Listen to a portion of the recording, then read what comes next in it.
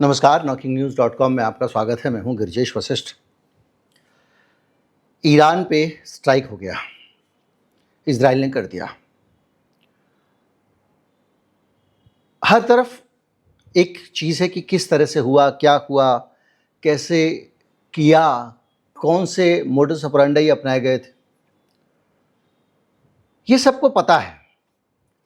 और उसमें कुछ ऐसी चीज़ें थी जो कम पता है, तो वो मैं अभी बता दूंगा। लेकिन ये क्यों हुआ? जिस वजह से ईरान को घेरा जा रहा है, उस पर प्रतिबंध लगाए जा रहे हैं, उसको रोंदने की कोशिश हो रही है, उस वजह में कितना दम है, उसमें कितनी ताकत है, उसमें कितना मादा है उस आरोप में, उस आरोप को कितना सच्चा माना जाए, जिसके आधार पर अमेरिका के खिलाफ, अमेरिका, इजराइल, सब लोग ईरान के खिलाफ जुटे हुए हैं। मैं ये तो नहीं कहता कि ईरान दूध का धुला है। ईरान भी मुकाबला कर रहा है और उसने बहुत अच्छी तरह से इजराइल को संभाला भी हुआ है। शायद अकेला है जो इजराइल से मुकाबला कर रहा है, बाकी तो पूरा अरब समर्पण कर चुका है। कुछ ट्रंप ने करा दिया अब्राहम अकॉर्ड के टाइम पे। तो अभी वो कौन सी स्थितियां हैं और वो कौन सी चीज़ें हैं जिसके कारण इजराइल जो है उसको ये स्ट्राइक करने की ज़रूरत पड़ी, और डोनाल्ड ट्रंप का अजीबोगरीब टाइप का रिस्पॉन्स इस पर क्यों है, और क्या आने वाले समय में ईरान सेफ है? क्या इजराइल उस पर फिर हाथ नहीं डालेगा? क्या इजराइल दोबारा से हमला कर सकता है? इन सब चीज़ों को भी हम संभालेंगे, लेकिन सबसे ज़्यादा ज़रूरी है इस पूरे मामले की तह तक जाना और इसको समझना। देखिए, हम इस क्षेत्र में अमेरिका के खेल को बहुत समय से जानते हैं।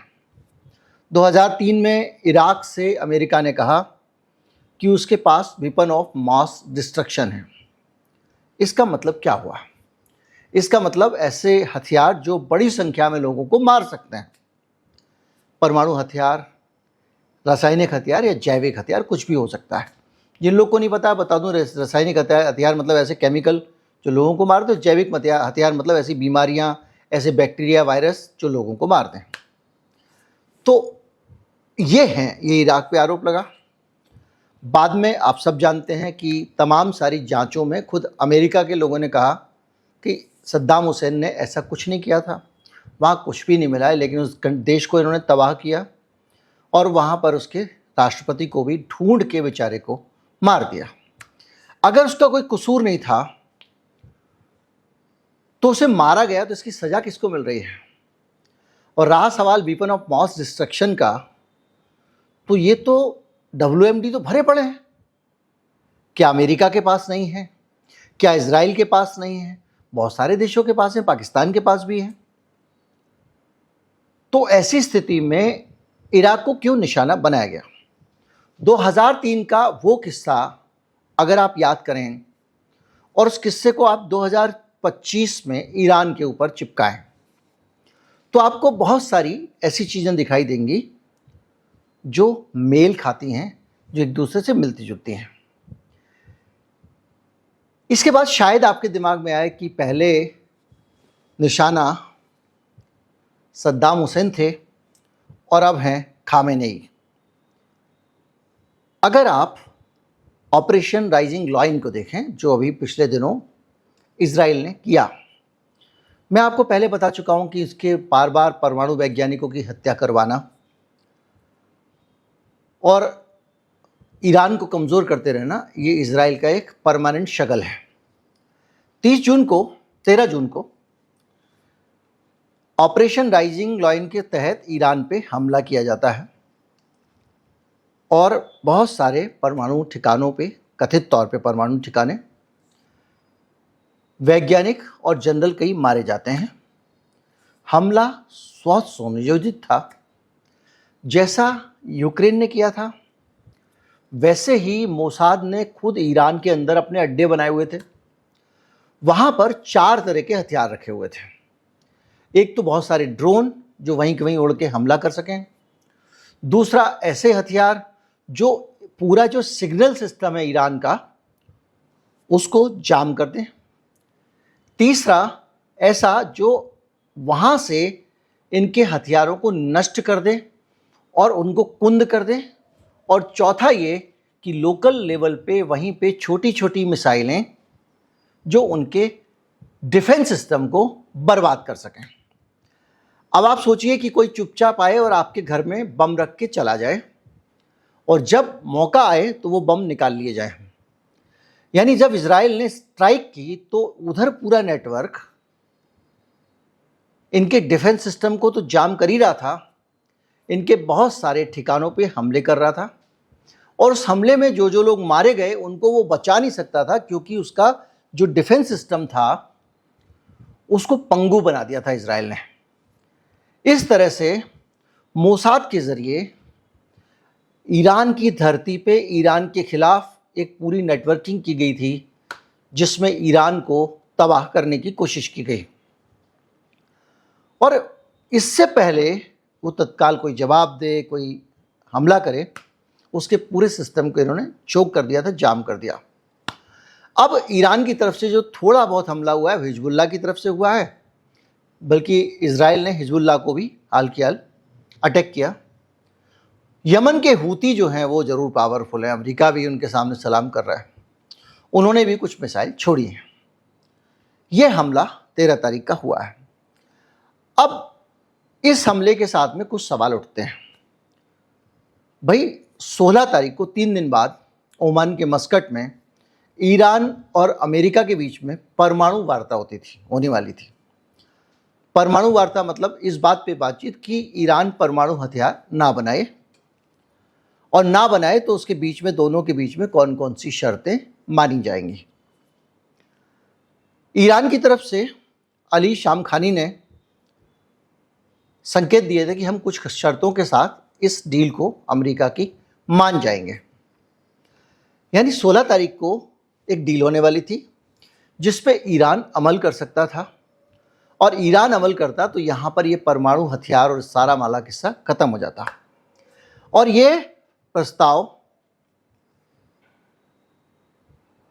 9 तारीख को ईरान ने कुछ शर्तें और रखी, और उसके बाद ट्रंप ने कहा कि मैं 13 तारीख से नहीं 16 तक इंतज़ार कर रहा हूँ, तब तक अगर आप मान जाओ तो बढ़िया, वरना आपके ऊपर बहुत सारे सैंक्शन वैंक्शन वगैरह लगाए हैं।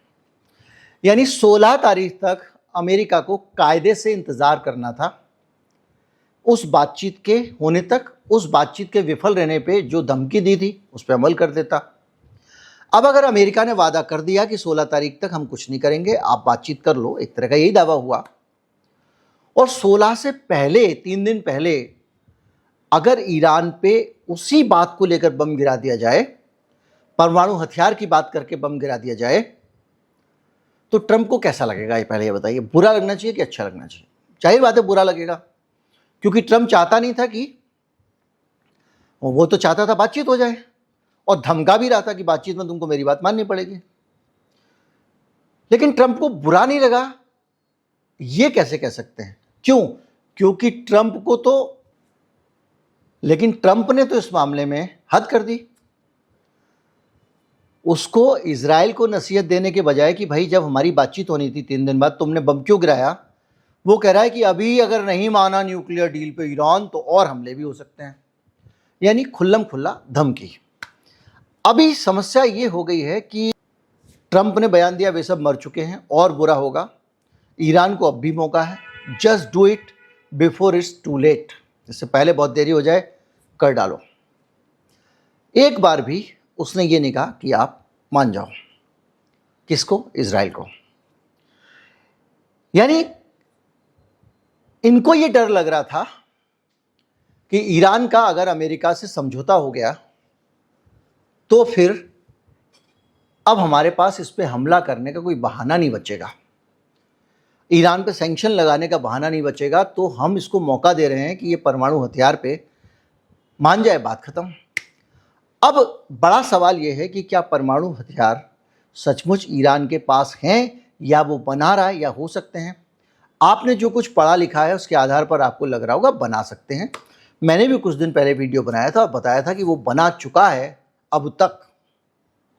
खैर, लेकिन अमेरिका जो है वो जब बार बार कह रहा है कि ईरान के पास परमाणु बम है, वो बना रहा है, तो इस बात में कितनी सच्चाई है?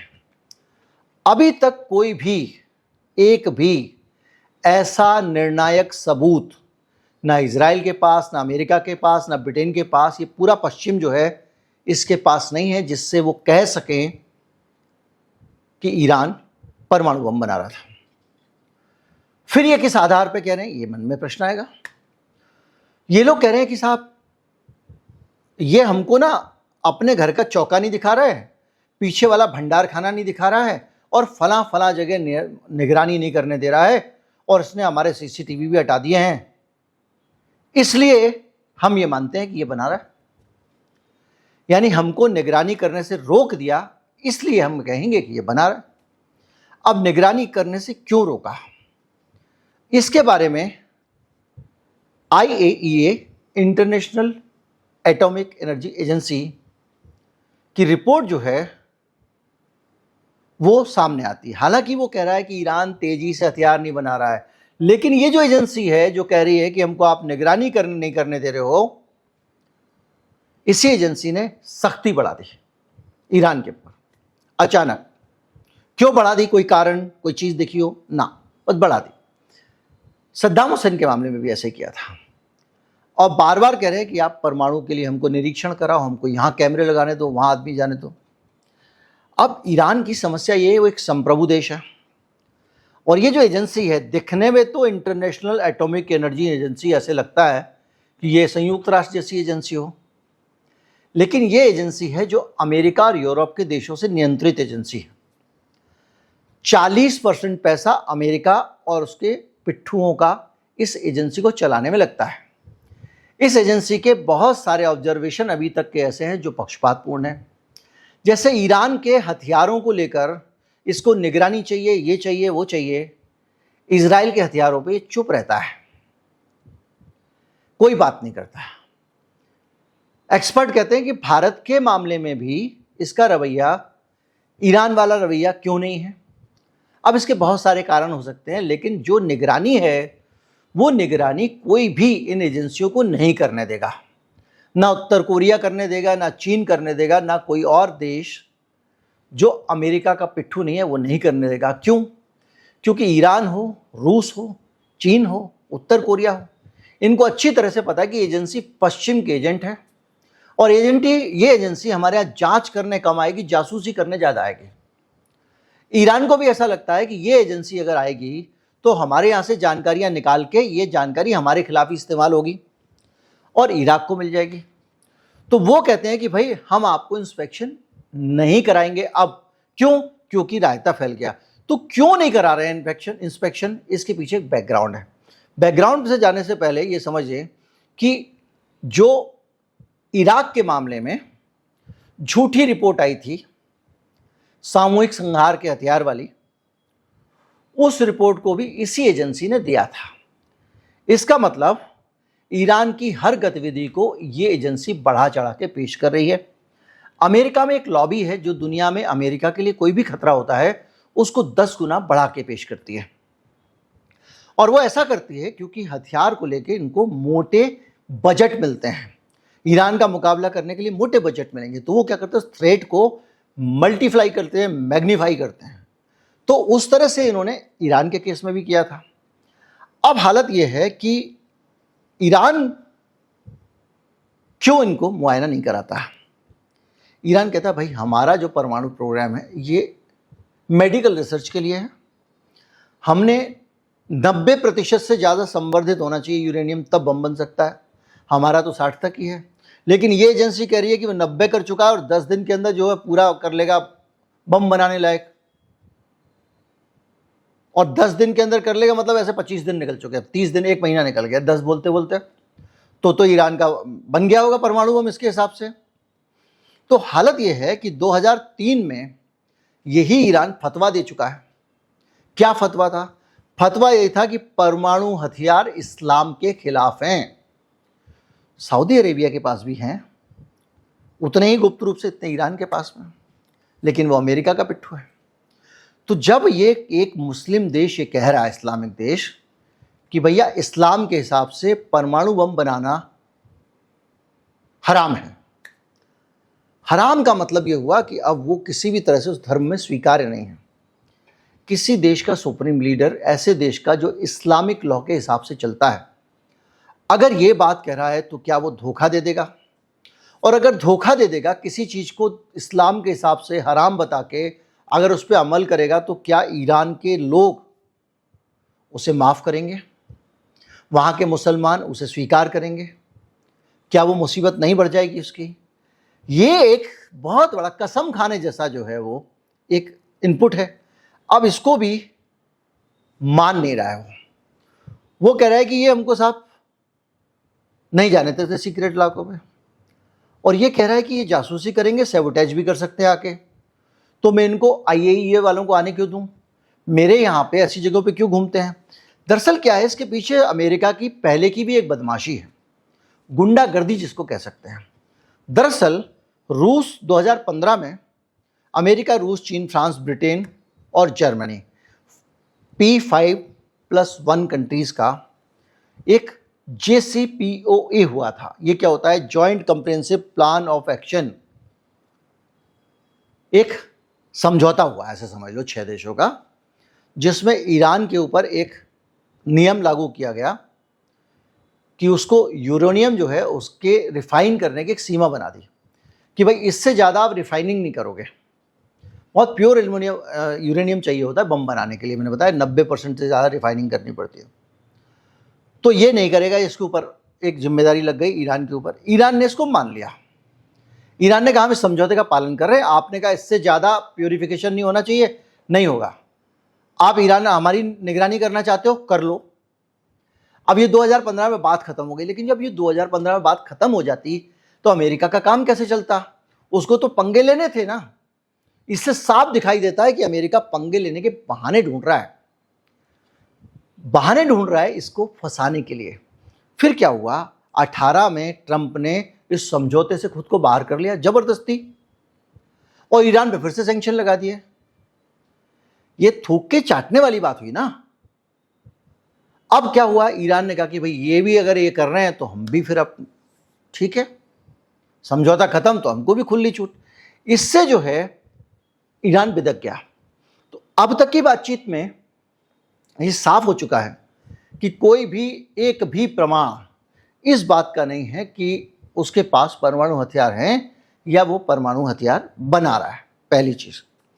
दूसरा, परमाणु हथियारों की निगरानी की जो एजेंसी है वो अमेरिका और वेस्ट की जेब में रहने वाली एजेंसी है। वो इजराइल और अमेरिका के लिए काम करने वाली एजेंसी है, ऐसा माना जाता है। और वो एजेंसी अगर निगरानी करना चाहे तो कह रहा है ईरान हम इसको नहीं घुसने देंगे भाई। क्यों? क्योंकि हिस्ट्री खराब है। इसने सद्दाम हुसैन के केस में भी झूठी रिपोर्ट दी थी, अब हमको भी दे देगा। इस पूरे माहौल के बीच में अब आपको ये समझना पड़ेगा कि इतनी सारी चीज़ें क्यों हो रही हैं, और ये समझौता अमेरिका होने देना क्यों नहीं चाहता है। क्यों नहीं चाहता कि ईरान को फ्री छोड़ दिया जाए? अगर ईरान पे सैंक्शन ना हो तो वो आर्थिक रूप से एक मजबूत देश बन जाएगा, जो अमेरिका को अच्छा नहीं लगेगा। और जो बहुत सारी चीज़ें हैं उसमें से एक हथियार का कारोबार भी है। 205 अरब डॉलर 2024 में हथियारों की बिक्री अमेरिका के पहुंच चुकी है। अगर ईरान संकट बढ़ता है तो ये 500 अरब डॉलर तक का कुल व्यापार हो जाएगा अमेरिका का। तो 500 अरब डॉलर की जो कमाई है, अमेरिका की जो सरकार है वो पूंजीपतियों के लिए काम करती है, अपने देश के उद्योगपतियों के लिए सारी दुनिया को लूटने का काम करती है, ये दुनिया जानती है। तो 500 अरब डॉलर जो है उसका एक जुगाड़ है उसके पास में कि इतना पैसे का वो कारोबार कर लेगी हथियार बेच के। इससे क्या होगा? इसके साथ साथ ईरान के तेल पे अगर कंट्रोल है, बना रहता है, जैसे प्रतिबंध लगा दिए वगैरह वगैरह, और इस पर इनडायरेक्ट एक कंट्रोल हो गया, तो जो क्षेत्रीय प्रभुत्व है इस इलाके में, पूरा का पूरा जो मिडिल ईस्ट है, वहाँ पर अमेरिका का बुलंद रहेगा झंडा। बाकी सारे तो समर्पण कर चुके हैं इजराइल और अमेरिका के सामने, यही एक है जो सीने तान के खड़ा हुआ है। तो इसको काबू कर लेंगे तो सारी तेल लॉबी राम राम राम राम कहेगी, साफ सलाम कहेगी। ऐसे करके हालात बन रहे हैं। दूसरा, ऊपर से जो ट्रंप है वो घरेलू राजनीति में हीरो बनना चाहते हैं, क्योंकि जब आप इतने समय से प्रचार कर रहे हो तो एक माहौल बना रहे हो ना ईरान के खिलाफ, और उस ईरान के खिलाफ अगर आपने एक्शन लिया, लोग कहेंगे वाह ट्रंप कितना महान नेता है। तो ये एक एजेंडा है, ये जंग नहीं है। और अमेरिका और इजराइल दोनों ईरान को दूसरा इराक बनाने के चक्कर में हैं। मोसाद की तैयारियां, ट्रंप के बयान और बातचीत से ठीक पहले हमला एक साजिश बताता है। अब एक प्रश्न आपके मन में आ रहा होगा, क्या ईरान जवाबी हमला करेगा? करेगा, लेकिन बड़ा हमला नहीं करेगा जैसा इजराइल ने किया। ईरान का हाल का रिकॉर्ड आप देख लें। क्यों नहीं करेगा इसको समझते हैं, और उसमें अमेरिका का भी एक गंदा खेल है वो भी समझेंगे। ईरान प्रतीकात्मक रूप से मिसाइल डाल देता है, मैसेज दे देता है कि देखो भैया हम तुमको समझा रहे हैं, पंगे मत लो, और उसके बाद अपने काम में लग जाता है। लेकिन भिड़ता नहीं है इजराइल से जाके। क्यों नहीं भिड़ता? नहीं भिड़ने के बहुत सारे कारण। तो एक तो आपने देख लिया कितने घर के भेदी हैं और कैसे उसके अंदर इंटरनल जो है वो घुसपैठ है मोसाद की। दूसरा, उसको ये लगता है कि अगर मैंने यहाँ पर हमला किया तो युद्ध में अमेरिका कूद जाएगा। अब आप समझिए, दो लोगों की लड़ाई हो रही है, दो लड़के हैं स्कूल में, उनको कह रहा है लड़ो। कौन कह रहा है? पहलवान चाचा सिंह कोई सामने खड़ा हुआ है, पहलवान अमेरिका सिंह खड़ा हुआ है। अब जैसे ही ये वाला लड़का पिटता है तब तक तो वो कुछ नहीं बोलेगा, और जैसे ही दूसरा पिटने लगता है थड़ से उसकी तरफ से आ जाता है और पीटने वाले को दो घुसे अपनी तरफ से लड़ाता है। यानी अगर इजराइल में और ईरान में हमला होता है, ईरान पिट रहा है तो अमेरिका कुछ नहीं बोलेगा, लेकिन अगर इजराइल पे उसने मिसाइल डाल दी तो अमेरिका साथ में कूद जाएगा, वॉर में युद्ध का हिस्सा बन जाएगा, और फिर ईरान को बर्बाद करने चल पड़ेगा जैसे इराक को किया था। ईरान इस चाल को समझता है, इसलिए उसको अवॉइड कर रहा है। और अवॉइड करने के साथ साथ अब आपको लगेगा ऐसा थोड़ी है उसके पास ताकत कहाँ है, तो ताकत का हाल ये है कि अभी हाल में जब बहुत सारे हमले हुए थे, हूती वाले, हिजबुल्ला वाले, इन लोगों ने सब ने जहाँ चाही वहाँ अपनी मिसाइल पहुँचाई हैं। वो तुम्हारा जो आयरन वायरन डोम है वो रखा हुआ था। उसकी वजह यह है कि हिजबुल्ला के केस में और अपने हमले में भी जो उसने इजिप्ट के बॉर्डर पे किया था, जानबूझ के संकेत के तौर पे, खतरनाक नहीं किया था। ईरान ने ये संकेत हमेशा दिया और ये टेस्टिंग भी की कि इनका एयर डिफेंस सिस्टम क्या करेगा। तो क्या है कि 300-400 के करीब अगर एक साथ हमले हो जाएं तो आयरन डोम फेल हो जाता है। अब एक बार सोचिए, मैं दिवाली के रॉकेट 400 फेंक दूं, थोड़े बड़े वाले, ज़्यादा जिसमें से गर्मी निकलती है, इसको सेंस करें उनको राडार, तो जो उनका एयर डिफेंस सिस्टम है आयरन डोम, वो उसके ऊपर मिसाइल चलाना शुरू कर देगा, उनको गिराना शुरू कर देगा। और जब वो 400 में बिजी है, इस बीच में तुम जितने चाहो बम गिरा लो, जितने चाहो हथियार गिरा लो, कुछ नहीं होगा। ये तोड़ ईरान निकाल चुका है। मैंने आपको बताया भी था कि हिजबुल्ला किस टैक्टिक्स से काम कर रहा है। ये लोग बहुत सस्ते काम चलाऊ ड्रोन, शादी में वीडियो बनाने टाइप के, वो भेज देते एक साथ 400-500, कुछ नकली मिसाइल, कुछ हल्की मिसाइल, कुछ दिवाली के रॉकेट टाइप की मिसाइल, और उसका S-400 इसमें जैसे बिजी होता है ये पीछे से जाके मिसाइल गिरा देते हैं। ये टेस्ट ईरान कर चुका है। यानी ईरान इस हालत में है कि चाहे तो इजराइल को सबक सिखा दें, और 2-4 दिन में वो कुछ ऐसे काम करेगा जिससे कि वो अपने देश के लोगों को संदेश दे सके कि ईरान में दम है। लेकिन ये सिचुएशन तब खतरनाक हो जाती है जब इसमें अमेरिका के कूदने की बात हो। अमेरिका के कूदने के लिए ज़रूरी है कि रूस, चीन, उत्तर कोरिया, ये सब देश साथ में खड़े हों। किसके? ईरान के। अब दिक्कत यह है कि ईरान के साथ ये देश खड़े क्यों होंगे? क्योंकि अमेरिका से युद्ध का खतरा मोल क्यों लेना चाहेगा चीन ईरान के लिए? क्यों लेना चाहेगा रूस ईरान के लिए, या उत्तर कोरिया? यानी ये सब देश पहले अपनी सोचेंगे कि ईरान की सोचेंगे। तो ऐसी हालत में ईरान भी जानता है कि भैया हमको उतने ही नाप तोल के फूक फूक के कदम रखना है। रॉकेट तो हम चला देंगे, मिसाइल तो हम चला देंगे, उड़ा देंगे, लेकिन इनको बहाना मिल जाएगा, तो बहाना नहीं देना है। इसलिए आने वाले समय में ईरान की तरफ से हमला होगा तो उसके प्रॉक्सीज की तरफ से हमला हो जाएगा, हूती की तरफ से मिसाइल आ जाएगी, हिजबुल्ला की तरफ से आ जाएगी, हमास थोड़ा बहुत जो कुछ कर सकता है कर लेगा। लेकिन ईरान डायरेक्ट उसमें इन्वॉल्व नहीं होगा, सिर्फ वो संकेत देगा, क्योंकि वो जानता है कि ये समय सही नहीं है। ट्रंप बहाने ढूंढ रहा है ईरान को तबाह करने के, उसको बहाना मिल जाएगा। उम्मीद करता हूं कि ये पूरा सीन आप समझ गए होंगे और किस तरह से ईरान को दोबारा से इराक की तरह, सद्दाम हुसैन की तरह तबाह करने की कोशिश हो रही है, ये आपको समझ में आ गया होगा। वीडियो को ज़्यादा से ज़्यादा लोगों तक पहुंचाएं, चैनल को सब्सक्राइब कर लें। नमस्कार, जय हिंद।